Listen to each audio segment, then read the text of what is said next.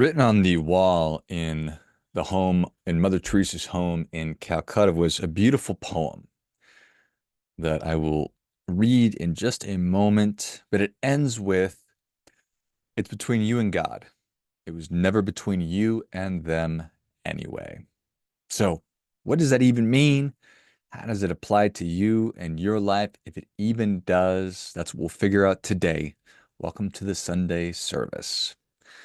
So, all of the major world religions talk about an individual's our individual relationship with God.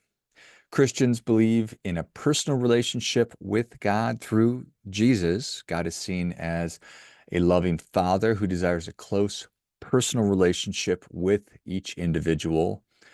Prayer and worship and reading the Bible are key ways that Christians nurture that relationship. In Islam, Muslims believe in a direct relationship with Allah, God, without any intermediaries. It's based on submission to Allah's will, following the teachings of the Quran and the five pillars of Islam, which are faith, prayer, charity, fasting, and pilgrimage. In Judaism, the relationship with God is both communal and personal. Jews believe in a co covenantal relationship with God where they follow his commandments as revealed in the Torah. Prayer, study of the Torah, and ethical living are central to that relationship. In Hinduism, it encompasses a wide range of beliefs, but many Hindus believe in a personal relationship with a particular deity, like Vishnu, Shiva, or Devi. Devotions or bhaktis are rituals and meditation. These are ways to develop that relationship. There's also belief in the ultimate goal of achieving liberation and unity with the divine, known as moksha. Buddhism does not center on a god or gods in the same way that other major world religions do. It focuses on the individual's path to enlightenment. The relationship was more about the teachings of the Buddha and the Dharma to achieve nirvana, which is a state of liberation and freedom from suffering. In Sikhism, Sikhs believe in one God and emphasize a personal relationship with God through meditation, prayer, and living a truthful and honest life. The Guru Granth Sahib, their holy scripture, guides this relationship, emphasizing equality, service, and devotion. Taoism focuses on living in harmony with the Tao or the way, which is a fundamental principle that is the source of everything. Relationship is all about aligning oneself with the natural order through practices like meditation, Tai Chi, and adhering to virtues like simplicity and humility. Now, I think that all makes sense to me, certainly. And frankly, I think it's a really beautiful thing that all of these religions say that it's important for each one of us as individuals to have a meaningful, important relationship with God. What do you think about that? Does that make sense? Do you feel that way? Now you contrast with something that I also believe to be true, which is the interactionist view of sociology. And simply put, it's that life is made up of our interactions with other people. So, on one hand, and it's not a dichotomy that we either have a relationship with God or we have a relationship with people. It's all of these things, of course.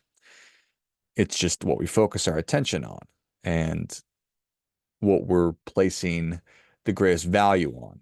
That's really fundamentally what's important here. So, sociology, the interactions view, life's made up of all the interactions we have with other people.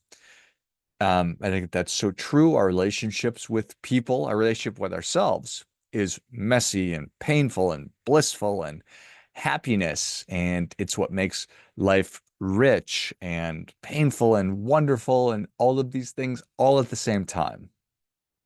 It's like our relationship with ourselves is that way, our relationship with our friends, our loved ones, people we pass on the street. Every one of those things, every one of those little relationships and interactions, exchanges we have with other people make up our whole day. If you have a terrible drive to work today and You have a fight, you have road rage with somebody in traffic, it's going to set your day off on the wrong foot versus if somebody buys you a cup of coffee who is in line ahead of you, it's going to make you just totally restore your faith in humanity. Just these tiny little things can 100% shift our view on things. And if you have a strong relationship, if you feel good about your relationship with God, going to obviously change your outlook on life as well. So all of these things are so important. So I mentioned the poem on Mother Teresa's wall in Calcutta. And this poem it's an incredible poem. I remember first hearing it or reading it when I was 18 or maybe 19 years old. And maybe read it earlier, but I my memory of it is during that time of being at the end of my teenage years. I think it probably would have been great to have read it earlier, but that just is what it is. So here we go. People are often unreasonable, irrational, and self-centered. Forgive them anyway. If you are kind, people may accuse you of selfish, ulterior motives. Be kind anyway. If you are successful, you will win some unfaithful friends and some genuine enemies. Succeed anyway. If you are honest and sincere, people may deceive you. Be honest and sincere anyway. What you spend years creating, others could destroy overnight. Create anyway. If you find serenity and happiness, some may be jealous. Be happy anyway. The good you do today will often be forgotten. Do good anyway. Give the best you have, and it will never be enough. Give your best anyway. In the final analysis, it was between you and God. It was never between you and them anyway. Those are so powerful. Each one resonates in a little bit of a different way. People are often unreasonable, irrational, and self-centered. When you're kind, people accuse you of ulterior motives. If you're successful, bad folks are going to hang out and show up. If you're honest, people will take advantage of you. What you work so hard to create, others can wipe away. If you find serenity and happiness, people will be jealous. The good you do today will often be forgotten. Do the best you can, give all you can. It's not going to be enough. Do all of those things anyway. Because at the end of the day, the people that you feel like you are letting down or are letting you down or that you're not able to help or give enough to, or you just couldn't give enough of yourself. There's not enough time. It's not, was between you and them anyway. It's between you and God. So, another thought to tie into this is I heard an interview with somebody years ago. I wish I could credit it, but I don't remember. But this person said, what other people think of me is none of my business. It's like, oh, that's really interesting. What other people think of me is none of my business. And what other people think of you is none of your business. I don't have any control over what other people think or feel. And frankly, nobody has any control over the way that I think and feel. Certainly, there's outside stimulus that hits me if cuts me off in traffic or somebody buys me a coffee. This is new information that I'm taking in, and it's certainly there's going to be a response to it.